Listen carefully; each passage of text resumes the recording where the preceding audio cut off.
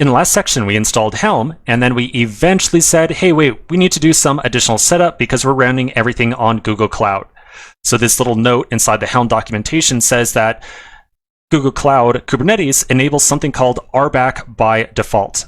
So in this section, I want to have a quick discussion on exactly what RBAC is and why it's going to make us have to change the way in which we set up all this Helm and Tiller stuff. So we're going to look at a couple of different diagrams here.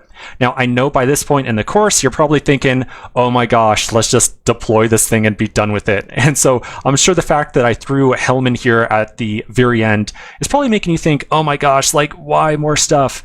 But trust me, we're almost at the end. We just have a couple more commands to run, and then we'll be able to deploy everything and we'll be good to go. So almost at the end. All right, so a couple diagrams. Now, first thing I want to remind you, because it's going to be really important as we go through this, we just installed Helm. Helm is a reference specifically to the Helm client, which is like a CLI, something that you and I are going to issue commands to. Helm, in turn, is going to take those commands and relay them off to Tiller. Tiller is a pod that is going to be running inside of our cluster, and this pod running Tiller is going to attempt to make changes to the configuration of our cluster. In other words, it's going to try to install new sets of configuration, new sets of deployments, new secrets, whatever else it might be. All right, so with that in mind, I now want to tell you a little bit more about RBAC. So RBAC stands for Role-Based Access Control. The purpose of RBAC is to limit who can access what different types of resources inside of a Kubernetes cluster. Inside of our local development environment of minikube, the RBAC system was not enabled by default. So in our local environment, essentially you and I or any pod could access the cluster directly and arbitrarily change configuration. In other words, we could create a pod inside of our cluster locally, the local cluster, that tried to access the Kubernetes cluster and arbitrarily create new sets of pods or new deployments or new secrets or delete stuff if it wanted to.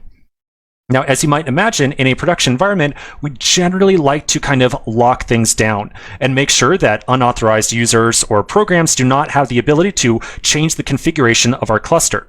So the RBAC system is all about making sure that we have the ability to limit who can do what inside of our cluster. Now, like I said, locally with minikube, RBAC is not enabled. Google Cloud enables RBAC by default. So in production, we have to deal with this security system. Now, the obvious thing that I want to point out here is that, as I just said, the purpose of Tiller is to attempt to modify the configuration of our cluster. That definitely sounds like something that might go against this role-based access control. Tiller wants to make changes to our cluster. It wants to create things, delete things, modify things. And so we need to make sure that Tiller has the correct set of permissions so that it can actually make all these different changes. And so when you go back over, if you still have the Helm documentation up here and you see Tiller and role-based access control for more information, that article right there is essentially going to say, yeah, we need to make sure that Tiller has the ability to make all these different changes. All right, now that's just the RBAC system. The RBAC system has a lot of intricacies to it, so I want to go a little bit deeper in and give you just a little bit more context so that you're going to eventually be able to understand the different commands that you and I are going to run to allow Tiller to make changes to our cluster. So a couple pieces of terminology here. So this is really two sets of definitions, 1, 2, and 3, and 4. And the first thing I want to talk about is user accounts. Whenever you and I, as human beings, access our Kubernetes cluster, we are making use of the kube-ctl command to essentially change settings inside of our cluster.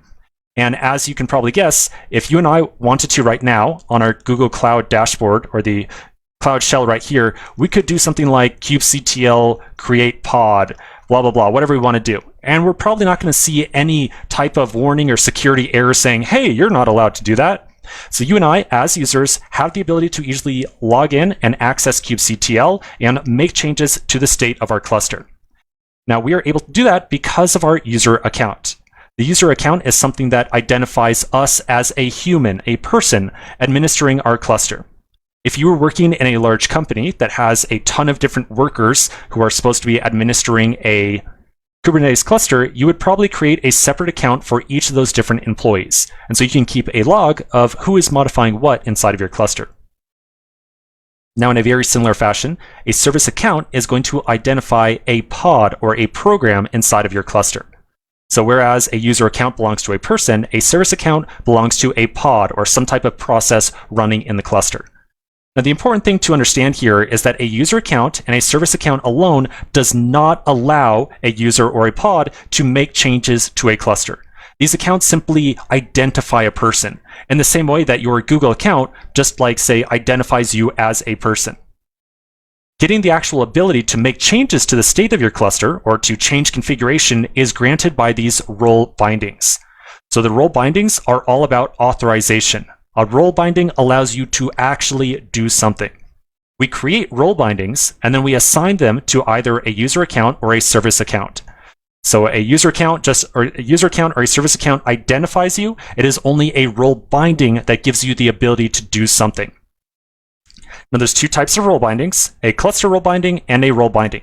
Both of them will allow you to have an authorized set of actions that you can make inside of your cluster. The only difference between them is that a cluster allows you to make changes across the entire cluster. So everything inside the entire cluster, you can make changes to through the use of a cluster role binding. A role binding, on the other hand, is only going to allow you to do a certain set of actions in a single namespace. Now, we haven't spoken about namespaces too much inside this course, but as you might be able to guess by the name and the little bit that we have discussed about them, whenever you create a cluster, we'll do a command right now, kubectl get namespaces, some number of namespaces get created for you automatically. So by default, we always get default, kube-public, and kube-system. Kube-system contains a bunch of different Kubernetes objects that make your entire cluster work the way you expect. So kube-system is essentially kind of an administration level that makes sure that everything is doing what it's supposed to be doing. If you want to, you can isolate different sets of resources into different namespaces. And so you might, for some reason, want to create a role binding that only allows a particular service account or a user account to make changes to objects in a single particular namespace. That's very much outside the realm of what you and I are doing by a huge degree. I just wanted you to know that that does exist. So for you and I, we want to make sure that this tiller thing has the ability to make changes across the entire cluster, and it needs to be able to have those permissions assigned to some pod, essentially, or program inside of our cluster. So as you might guess, we need to create a service account, and we need to create a cluster role binding, and then tie that cluster role binding to that service account. We'll then assign the service account to that tiller pod. So that tiller has the ability to change anything that it wants to across our entire cluster. Now, if you had big concerns around security, you could definitely change this up. You could definitely create a service account and assign it to tiller, but then instead assign it a role binding so that maybe tiller is only able to make changes to a very specific namespace. But for you and I, we want to allow tiller to do anything it wants, so we're going to give it a cluster role binding that says essentially, here you go, do whatever you want across the entire cluster. Okay, so with that in mind, let's take a quick pause right here. When we come back to the next section, we're going to run two commands that are going to create the service account and our cluster role binding. So quick pause, and I'll see you in just a minute.